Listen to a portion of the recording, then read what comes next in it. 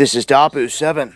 We have word this morning that there is a search underway for a man accused of committing what they call a targeted attack by using his car to ram it into the entrance gate at the FBI's Pittsburgh field office, as you can see here. They say they're searching for Donald Henson of Penn Hills. They say he used this car to ram the gate to the building around 2:40 a.m. this morning. And then he got out and he draped a flag from inside the vehicle over the gate.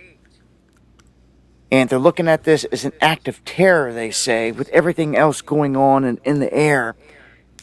This is one of the latest incidents here involving the FBI. Again, this is the FBI field office in Pittsburgh getting targeted. This here is an image of the individual that's been released that they're looking for. Again, this Donald Henson of Penn Hills, Pennsylvania.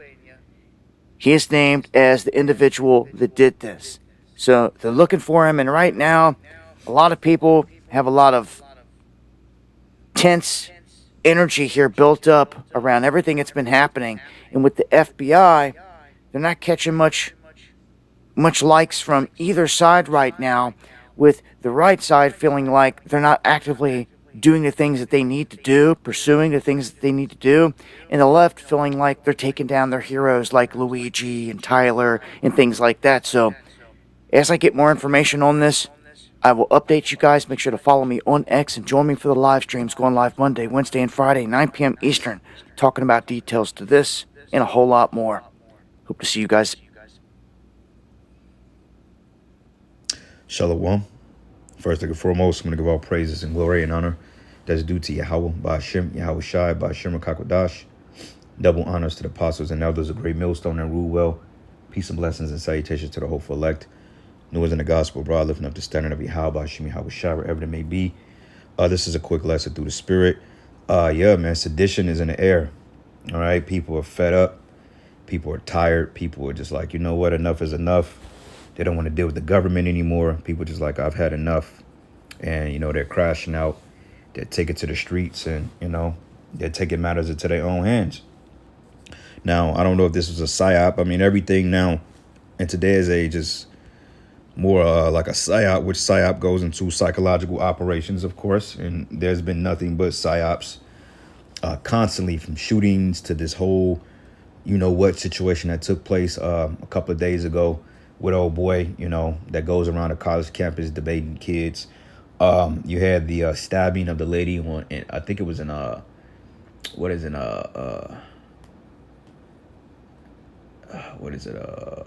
think it was in Charlotte, if I'm not mistaken. But allegedly she was part of some other psyop as well. Can't really confirm it, but also an article or a clip of information came out stating that she was part of another ordeal similar, but somehow, some way, you know, she's the face of what happened when this Jake dude stabbed her up. Now, also going back into the Sandy HOK shootings, one of the main ladies, they showed her in several other instances as crisis actors. Okay, so we're in a time of psyops, and this is what they're using to get the left and the right to clash, because now you got MAGA people that's targeting everyday Edomites that say fuck Trump. You see? So, yeah, man, the division is real. And eventually people are going to start rolling on these government authorities because, for the simple fact, you know, they just tired. Okay? Let me see. I thought the article, here we go. It says a man drove a car into a metal gate at the FBI's Pittsburgh office early on Wednesday, what authorities describe as an intentional act of terror. Now, it's so funny, though, how they can call something terror, you know, but yet you can go and you can harass people. You can take away people's rights. You can drop bombs on villages. You know, you got what they call Project Agent Orange, when you poison a bunch of people, chemically induce them, chemtrails all over the goddamn place. But yet nobody can call you a T. Hell, what you're doing in Somalia, you know, what you're doing in different parts of France, you're creating acts of terror in other people's lives, man. But when people label the Babylonians as terrorists, then all of a sudden, oh, you can't call us that. But wait a minute, man. You have a track record of unattempted murder, man. Okay, you know how you got somebody that what they say it's a term they use in law when people kind of it's not a retaliation thing, but basically you know, you got aggravated assault, or they would say if it wasn't damn, it's on the tip of my tongue. Slack your brothers, man. Unprovoked. Okay, nobody provoked you. You're murdering people and you're not even provoked. You're just doing it because it's what the hell you do. Okay, but yet you calling people terrorists, and this is a sign of people getting fed or they getting tired of your shit. Okay, but it says the suspect identified as Donald Henson of Penn Hills, Pennsylvania, and I don't know the history behind this guy. Okay, it could be some another psyop, of course. I won't put that out of the realm of possibility. But it says the house of Penn Hills, Pennsylvania, allegedly rammed an entrance gate around 2:40 p.m. a.m. Slovakia, with a white Toyota sedan before getting out and grabbing an American flag from inside the vehicle and throwing it over the gate. It says FBI Special Agent in Charge Christopher Giordano said at the press briefing. And of course, you know, it's fucking Edomite male. Okay, when you think of you, and that's funny though, the ones that carry out all the crimes and terrorist acts, they always look like this people, man. Okay, like Elder Malcolm would say, the pale-faced white male or the pale-faced male, you know, whether he got a suit and tie on or not, the pale-faced male, no beard, a necktie, a suit, a monkey suit. You got to watch out for them, man, because they're your biggest terrorist.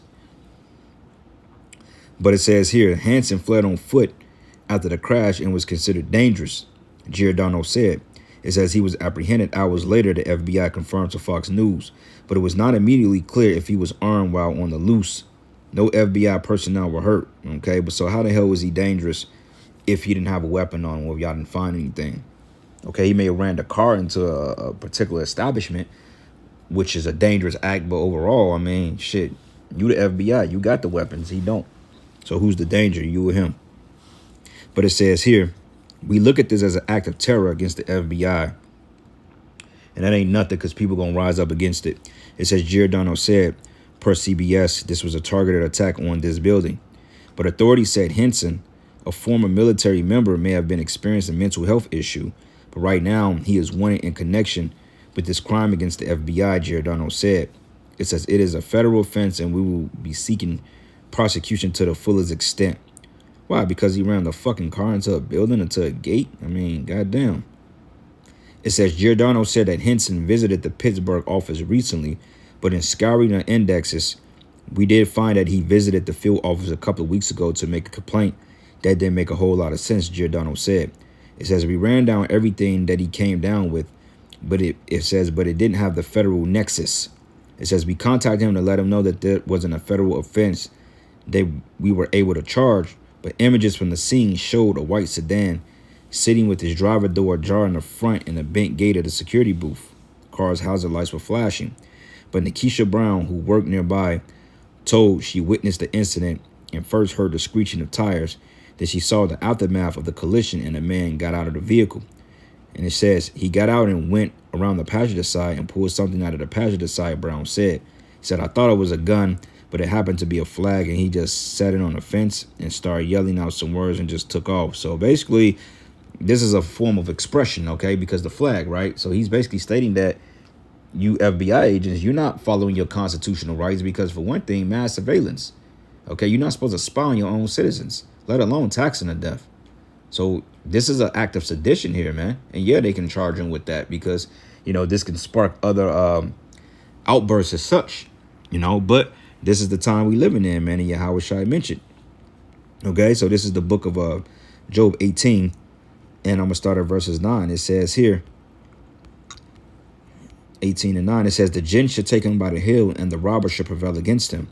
It says, the snare is laid for him in the ground, and the trap for him in the way, and terror should make him afraid on every side, and should drive him to his feet. Yeah, terror is because every time you look up, there's some new threat of somebody threatening to attack America or some type of terrorist on American soils and migrants and, you know, people coming in from different countries, which in 2023 and prior to then, they were just letting people over here religiously just because. Okay, because it was all part of a bigger paradigm.